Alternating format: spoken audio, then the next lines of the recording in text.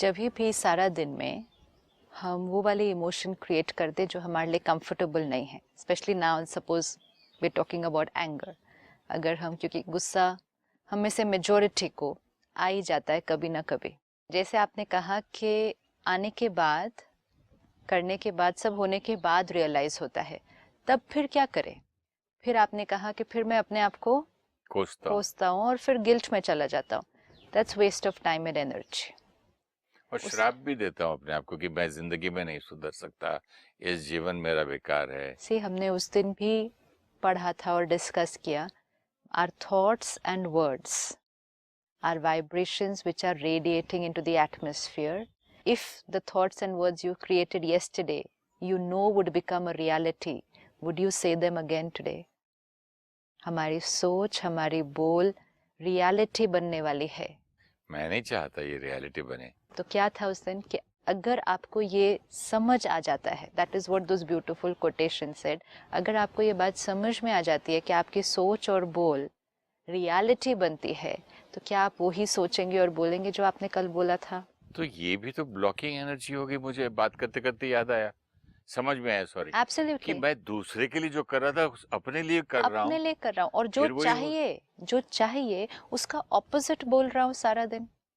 It's like saying कि आपका बच्चा काम पे जा रहा है बाहर, या स्कूल जा रहा है, या सम कोई प्रोजेक्ट के लिए जा रहा है, आप कहेंगे do well, God bless you, अच्छा करके आना, अच्छा ही होगा आज। सपोज उसकी जगह आप बोले कि नो गुड, फायदा नहीं है, तुम कितनी भी मेहनत करो तुम्हारा कुछ खास अच्छा होता नहीं है, ऐसा तो नहीं बोलेंगे ना। आज भी बुरा मत करके आना। हाँ, ऐसा तो नहीं बोलेंगे ना। आज भी बुरा मत करके आना, फिर भी ठीक, लेकिन तुम्हारा तो होता ही बुरा, तुम्हारे से होता ही नहीं अच्छी तरह से, ऐसे तो नहीं बोलेंगे। जो चीज किसी और को नहीं बोलेंगे, किसी और के लिए नहीं सोचेंगे। तो ऐसा भी तो हो सकता है ना, क्योंकि मैं अपने आप को बोलता रहता हूँ अपने आप को, तो फिर और को भी बोल रहा हूँ। तो जब मैं अपने साथ ही ठीक नहीं हूँ तो फिर दूसरे का क्या लिहाज करूँ? वो चलो नेक्स्ट स्टेप, कि जो हम अपने साथ करते हैं वो दूसरे के साथ भी करने लगते हैं, लेकिन फर्स्ट इम्पोर्टेंट जो हम अपने साथ करते हैं उसका रिजल्ट क्या निकल रहा है। हर बार अगर मैंने अपने आप को कहा यू आर नो गुड, तुमसे नहीं होता है, तुम कितना भी ट्राई करो, तुम्हारी नेचर बन चुकी है ये, तो ये अपने आप को क्या दे रहे हैं? श्राप, cursing yourself. Our thoughts are very powerful. हम वरदान दें या श्राप दें, वो रियलिटी बन जाएगी। और जब हम अपने लिए करते हैं, सी दूसरों के लिए तो फ्रीक्वेंसी कम होती है, कभी कभी सोचते हैं, कभी कभी बोलते हैं, कभी एक के लिए सोचते हैं, फिर दूसरे के लिए, तीसरे के लिए, लेकिन अपने लिए जो हम सोचते हैं और बोलते हैं उसकी फ्रीक्वेंसी बहुत ज़्यादा होती है।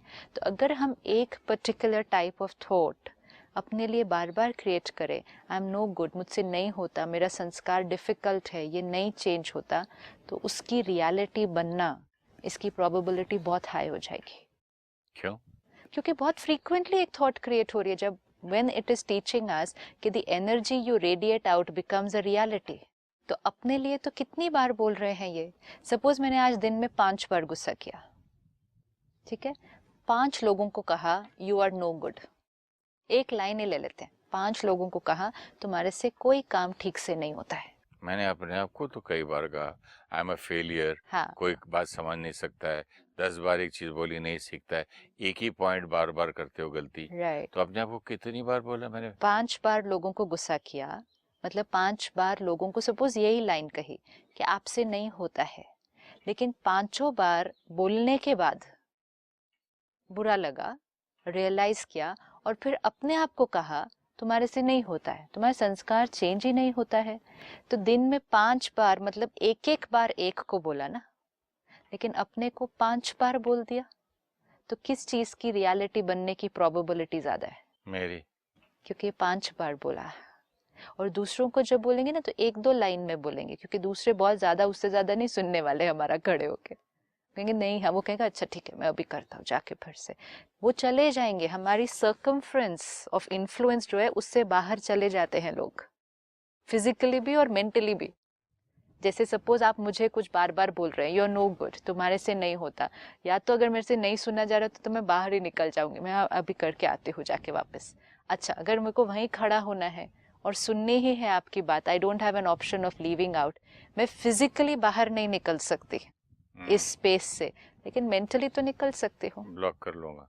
Block, I will be there and बोलो नॉट जितना टेकिंग बोलना है इट। बोलो। Yes, I will be there not taking it. तो दूसरे हमारे इन्फ्लुएंस के सर्कल से बाहर निकल सकते हैं, लेकिन जब हम खुद खुद को बोलने लगते हैं तो हम अपने सर्कल ऑफ इन्फ्लुएंस से बाहर नहीं निकलते हैं, क्योंकि हम अपनी बात को कंप्लीटली स्वीकार करते हैं।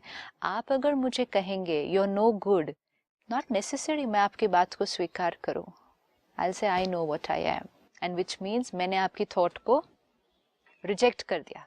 लेकिन जब मैं खुद खुद को बोलती हूँ यू आर नो गुड, तब मैं उसको रिजेक्ट नहीं करती, because I firmly believe what I am saying to myself. तो जो इम्पैक्ट हमारी अपनी बात का अपने पर आता है, खुद से की हुई बात का जो इम्पैक्ट होता है, वो मच डीपर है। तो अपने आप की तारीफ कैसे करते जाएं जब गलत कर रहे हो तो? अपने आप की तारीफ नहीं, लेकिन अपने आप को मोटिवेट इम्पोर्टेंट है ना। कहाँ सपोज आज रहती है एनर्जी मोटिवेट करने का नहीं, जब इट्स वेरी अपने ऊपर ही इम्पोर्टेंट। गुस्सा आ जाता हाँ, है? तो क्या करें, अभी सपोज मैंने गुस्सा कर दिया, गलती हो गई, मैंने रियलाइज किया।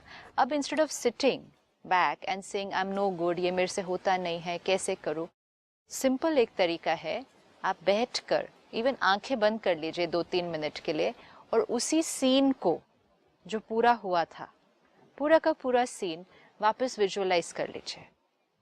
पूरी सामने वाला आया, उसने क्या किया था, कौन सी बात आपको अच्छी नहीं लगी और आपने कैसे उस पर रिएक्ट किया, उस सीन को फिर से क्रिएट कर लीजिए। क्योंकि 2-3 मिनट रीटेक जैसे हम पिक्चर में करते हैं। रीटेक जैसे हम पिक्चर में करते हैं, पहले इस बिल्कुल तरीके से किया, अभी ऑपोजिट एब्सोल्युटली। करो। अब उस रीटेक में सारी सीन, सीनरी, को एक्टर्स सेम रहेंगे, सिर्फ अपने पार्ट को देख लेना है कि अगर मुझे एक सेकेंड चांस मिले तो मैं इस सीन को किस तरह करूंगा, और उसको कर नेगेटिव किया, अब पॉजिटिव तरीके से enact बेसिकली करो। एक डिफरेंट स्टाइल। आप एक रोल में पहले गुस्से से किया, प्यार से करो। वो आप चूज करो, हर बार ऑप्शन आप अपने आप को देखो। मैं प्यार से बोल सकता था, मैं डिस्टर्ब हुए बना सिर्फ स्ट्रिक्टली बोल सकता था, मैं डिपेंड्स ऑन सिचुएशन क्या है, क्या हो रहा है। जब परिस्थिति आती है एंड हमें, क्योंकि वो एक हो गया है ऑटोमेटिक मोड में जाने का, उस समय हमारा वो पुराना संस्कार आ जाता है। लेकिन जब परिस्थिति खत्म हो जाती है, गई बात, वो लोग गए, अब हमारे पास है ना 2-3 मिनट का टाइम। अब बजाय कि ये सोचना क्यों किया, नहीं करना चाहिए था, आज सुबह मैंने मेडिटेशन में डिसाइड किया था ना कि मैं गुस्सा नहीं करूँगा, फिर भी आ गया, ये सब सोच के waste of time and energy. इससे अच्छा 2-3 मिनट निकाल कर वो सीन को विजुअलाइज करके, अब क्योंकि डिटैच्ड है, जब परिस्थिति में होते हैं तो हम सोचते नहीं हैं ऐसा करो या ऐसा करो, वो ऑटोमेटिक होता है। लेकिन जब परिस्थिति खत्म हो गई, लॉजिक माइंड वर्क कर रहा है, हम शांत हैं, अब डिटैच होकर उस परिस्थिति को फिर से देखकर अपने आप को एक अलग तरह से रिस्पॉन्ड करते हुए देखें। This is very very powerful technique, extremely powerful technique. क्योंकि आप जिस तरह से अपने आप को करते हुए देख लेंगे कि मैं इस तरह बोल सकता था, इसी बात को मैं इस तरह भी कर सकता था, एंड करते हुए देखें, बेसिकली आप वो क्रिएट कर रहे हैं इम्प्रिंट। यहाँ पर ये इम्प्रिंट जो यहाँ पर क्रिएट हो रहा है, ये यहाँ स्टोर हो रहा है यहाँ पर। अब थोड़ी देर बाद एक और परिस्थिति आएगी, आएगी, आइडेंटिकल नहीं आएगी, लेकिन परिस्थिति तो आएगी, मिलती जुलती आएगी। आएगी। जैसे फिल्मों में रोल आते हैं रोने के, तो इसके लिए नहीं रोया तो किसी और चीज के लिए रोया, लेकिन प्रैक्टिस करके रख ली थी ना। हाँ, दिस इज बेसिकली क्या किया, रिहर्स द सीन। हाँ जी। जब हम साइलेंस में बैठे, मतलब डिटैच होकर बैठे, हम रिहर्स कर लें पास्ट वाले सीन को। इमोशनल बैंक, मेमोरी बैंक से मैंने इमोशन निकाल लिया। राइट, लेकिन पास्ट जो सीन पास्ट हुआ है उसको रिहर्स करेंगे, और उस रिहर्सल को फ्यूचर वाले सीन में यूज करेंगे। This will help to change the संस्कार।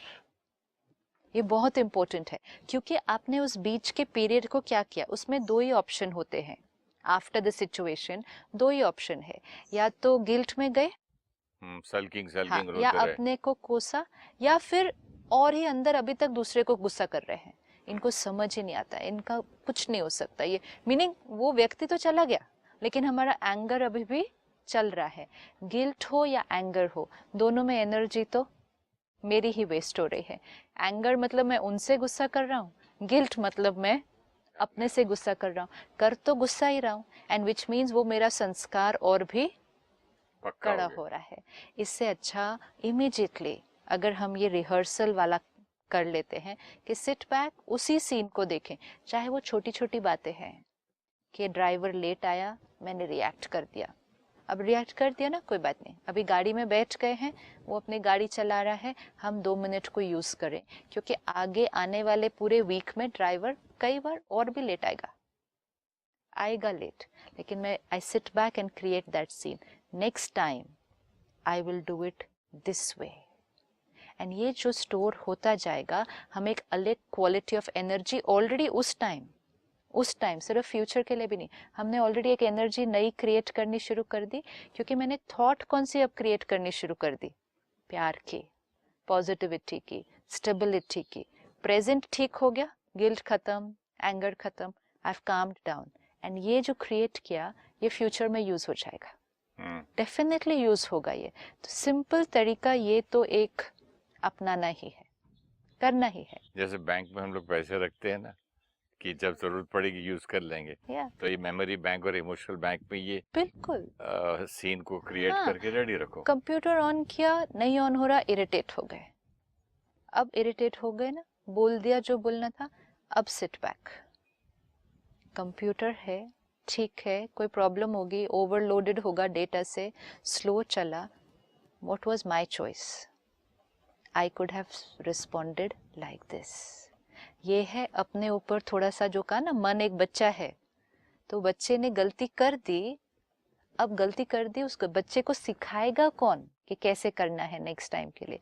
सो वी डू दिस रिहर्सल, और जैसे हमने लास्ट टाइम देखा कि ये कॉन्शियस अटेंशन रख के करना है कि जब गुस्सा आएगा, चाहे वो अभी थॉट प्रोसेस में है, इसको पहले थॉट प्रोसेस में कर लें तो वर्ड्स में ईजियर हो जाएगा। व्यक्ति की गलती, उसके कर्म के बारे में चिंतन करें, व्यक्ति के बारे में नहीं। ये प्रैक्टिस करनी होगी of separating the person from the act. Hate the sin not the sinner. Absolutely. अभी ये सब हमने सुना है, ये सब सुना है, सब मालूम है, हमें ये भी नहीं रियलाइज हो रहा कि दोनों में अंतर कितना ज्यादा है। कहेंगे लेकिन गलती उसने की ना, तो फिर एक लाइन होगी उसने गलती की, सेकेंड लाइन में हम गलती से हट के व्यक्ति पर चले जाते हैं। बट ये तो जाती है।